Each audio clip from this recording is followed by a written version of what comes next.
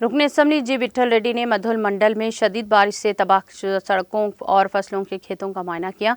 इस मौके पर रुकन असम्बली जी विठल रेड्डी ने बताया कि मधुल से एलौत और धर्माबाद जाने वाले रास्ते पर मौजूद पुल गुज़िश्ता 2 दिन कबल हुई मौसलाधार बारिश की वजह से टूट गया है।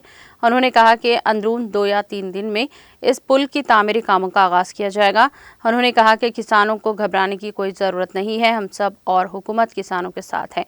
रुकन असम्बली के हमरा ZPTC सुरेंद्र रेड्डी, MPTC श्रीनिवास गौड़ के अलावा मुकामी BRS कायदीन और कारकुन मौजूद थे।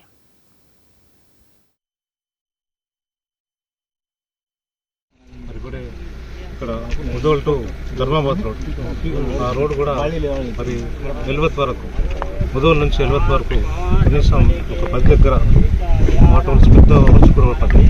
దానివల్ల రాకపోకలకు చాలా ఇబ్బంది కలుగుతుంది. ఇప్పుడే చూసాం.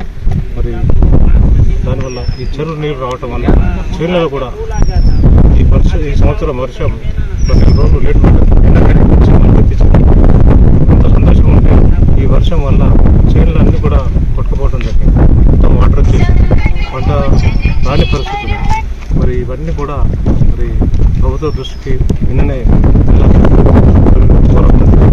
మీటింగ్ సమావేశం అన్ని డిపార్ట్మెంట్ల వారు, ఆర్గనైజేషన్ శాఖ వారు, PR శాఖ వారు, హెల్త్ డిపార్ట్మెంట్ వారు, మరి అన్ని సంబంధిత డిపార్ట్మెంట్ వారు అన్ని రిపోర్ట్స్ కూడా ఇవ్వడం జరిగింది.